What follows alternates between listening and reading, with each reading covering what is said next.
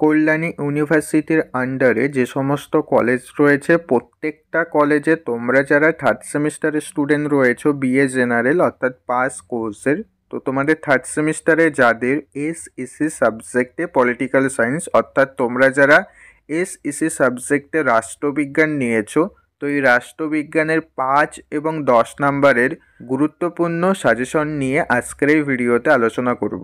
তো আমি তোমাদের জন্য 5 এবং 10 নম্বরে মাত্র কয়েকটা প্রশ্ন তৈরি করেছি।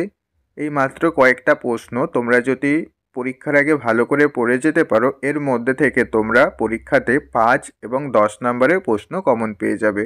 তো কি কি প্রশ্ন রয়েছে তাহলে এবার চলো সেগুলি দেখে নেওয়া যাক। তো দেখো, স্ক্রিনের উপর তোমরা প্রত্যেকেই প্রশ্নগুলি দেখতে পাচ্ছ। প্রথম প্রশ্ন রয়েছে, ভারতে বাজেট প্রণয়ন প্রক্রিয়া সম্পর্কে সংক্ষিপ্ত টিকা লেখো। 2 নম্বর প্রশ্ন রয়েছে, 1992-এর 74তম সংবিধান সংশোধন আইনের উল্লেখযোগ্য বিষয় সম্পর্কে আলোচনা করো।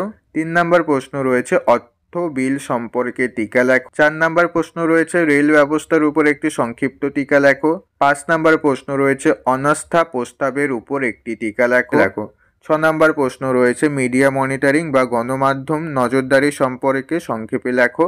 7 নম্বর প্রশ্ন রয়েছে, মুদ্রণ গণমাধ্যম ও বৈদ্যুতিক গণমাধ্যমের মূল পার্থক্যগুলি আলোচনা করো। 8 নম্বর প্রশ্ন রয়েছে, ভারতীয় পার্লামেন্টের সদস্যদের ক্ষমতা ও কার্যাবলী আলোচনা করো। 9 নম্বর প্রশ্ন রয়েছে, অর্থ বিল কি? ভারতীয় সংসদের অর্থ বিল পাশের পদ্ধতি আলোচনা করো।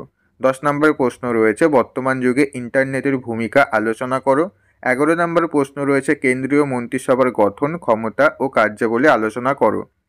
12 নম্বর প্রশ্ন রয়েছে, জিরো আওয়ারের উপর সংক্ষিপ্ত টিকা লেখো। 13 নম্বর প্রশ্ন রয়েছে, পশ্চিমবঙ্গে পঞ্চায়েত সমিতি গঠন ও কার্যাবলী সম্পর্কে আলোচনা করো। 14 নম্বর প্রশ্ন রয়েছে, পঞ্চায়েত সমিতির স্থায়ী সমিতির গঠন ও কার্যাবলী আলোচনা করো। 15 নম্বর প্রশ্ন রয়েছে, পশ্চিমবঙ্গের জেলা পরিষদের গঠন ও কার্যাবলী আলোচনা করো। 16 নম্বর প্রশ্ন রয়েছে, পশ্চিমবঙ্গের পৌরসভার গঠন ও কার্যাবলী আলোচনা করো। 17 নম্বর প্রশ্ন রয়েছে, কলকাতা কর্পোরেশনের গঠন, ক্ষমতা ও কার্যাবলী আলোচনা করো। 18 নম্বর প্রশ্ন রয়েছে, বিধানসভার গঠন ও কার্যাবলী আলোচনা করো। 19 নম্বর প্রশ্ন রয়েছে, ভারতের পার্লামেন্টের গঠন, ক্ষমতা ও কার্যাবলী আলোচনা করো। 20 নম্বর প্রশ্ন রয়েছে, ভারতের প্রধানমন্ত্রীর ক্ষমতা ও কার্যাবলী আলোচনা করো। 21 নম্বর প্রশ্ন রয়েছে, অঙ্গরাজ্যে মুখ্যমন্ত্রীর ক্ষমতা ও কার্যাবলী আলোচনা করো। 22 নম্বর প্রশ্ন রয়েছে, ভারতের লোকসভার স্পিকারের ক্ষমতা ও কার্যাবলী আলোচনা করো। 23 নম্বর প্রশ্ন রয়েছে, রাজ্যসভার ক্ষমতা ও কার্যাবলী আলোচনা করো। 24 নম্বর প্রশ্ন রয়েছে, লোকসভার ক্ষমতা ও কার্যাবলী আলোচনা করো। 25 নম্বর প্রশ্ন রয়েছে, পশ্চিমবঙ্গের গ্রাম পঞ্চায়েতের গঠন ও কার্যাবলী আলোচনা করো। এই 25টা প্রশ্ন তোমরা প্রত্যেকেই এসইসি পলিটিক্যাল সায়েন্সের জন্য পরীক্ষার আগে ভালো করে পড়ে যাও।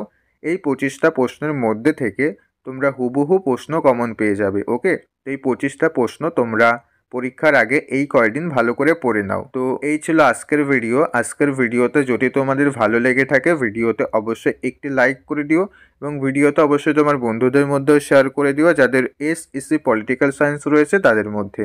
তো আবার দেখা হচ্ছে পরবর্তী ভিডিওতে। তোমরা সবাই ভালো থেকো।